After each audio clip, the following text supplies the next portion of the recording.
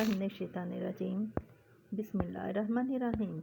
मेरे मुअज़्ज़ज़ सामिन साइमत, आप सबकी खिदमत में मेरा मोहब्बत भरा और चाहता भरा अस्सलामु अलैकुम व रहमतुल्लाहि व बरकातुहू। आप सुन रहे हैं नूरे दुरूद।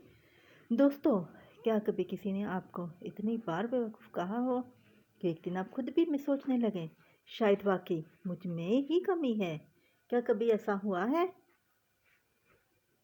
कि सामने वाला आपकी खैर ख्वाही का दावा करे लेकिन इसकी बातों से आपका दिल दुखने लगे? अगर ऐसा हुआ है तो ये वीडियो आपके लिए है। दोस्तों, क्या हर समझाने वाला वाकई समझदार होता है? कमेंट में ज़रूर बताइएगा। एक कॉलेज का दूसरा साल था, मैं पढ़ाई में नुमाया थी। टीचर्स मुझे पसंद करती थी और बहुत सी लड़कियां मुझसे सीखती थीं। आहिस्ता आहिस्ता कॉलेज में हल्का बढ़ने लगा, ग्रुप्स बनने लगे।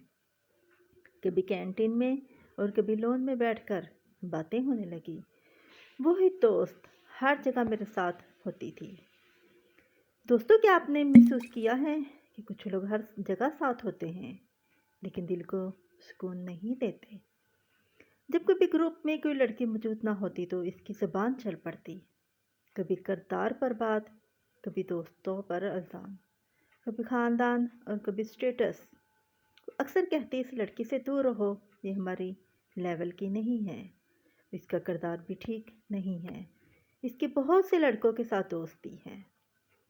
मैं फ़ौरन कहती हमने ना देखा है ना सुना है, तो इल्ज़ाम कैसे लगा सकते हैं? दूसरों की बातें करना गुनाह है, हमें इससे बचना चाहिए। दोस्तों, क्या आपने कभी हक़ की बात कहकर ख़ुद को अकेले महसूस किया है? ज़रूर बताइएगा। वो अक्सर मुझसे कहती तुम बहुत बेवकूफ़ हो, तुम्हें दुनिया की कोई समझ नहीं। वो बार बार मुझे कम अकल साबित करने की कोशिश करती। कभी मुझे लगता शायद वो ठीक कहती हैं और कभी दिल कहता नहीं, मैं इतनी भी नासमझ नहीं हूँ।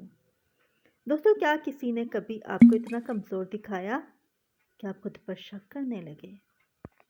वक्त गुजरता रहा, मैंने इसकी बातों को दिल पर लेना छोड़ दिया और फिर अल्लाह ने मुझे दूसरी लड़कियां अता की, लायक, बाअखलाक और सच्ची।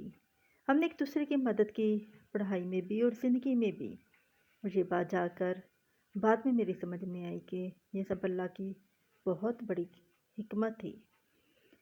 कुछ लोग हमारी ज़िंदगी में इसलिए आते हैं ताकि हमें तकलीफ़ दें और कुछ इसलिए ताकि हमें बचा लें।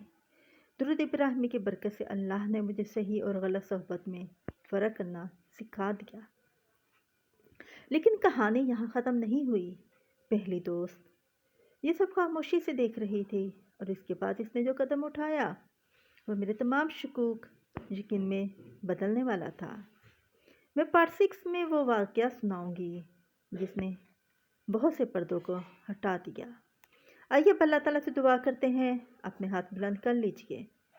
ए अल्लाह, हमें ऐसी सोहबत अता फरमा जो हमें तेरे करीब करे और हमें ऐसी दोस्ती से बचा जो बज़ाहिर मीठी मगर अंदर से जहरीली हो।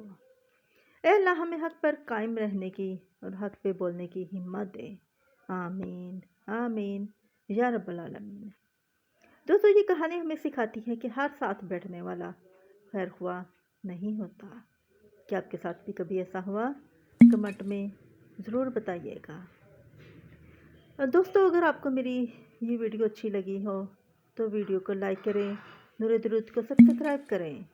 अगर आपको ऐसे ही सच्ची, रूहानी और आंखें खोल देने वाली कहानियाँ पसंद हैं तो बेल आइकन ज़रूर दबाएं। वीडियो शेयर करना ना भूलें, शायद किसी को इसकी ज़रूरत हो और किसी का भला हो जाए।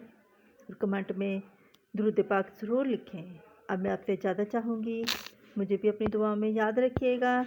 अस्सलामु अलैकुम व रहमतुल्लाहि व बरकातुहू।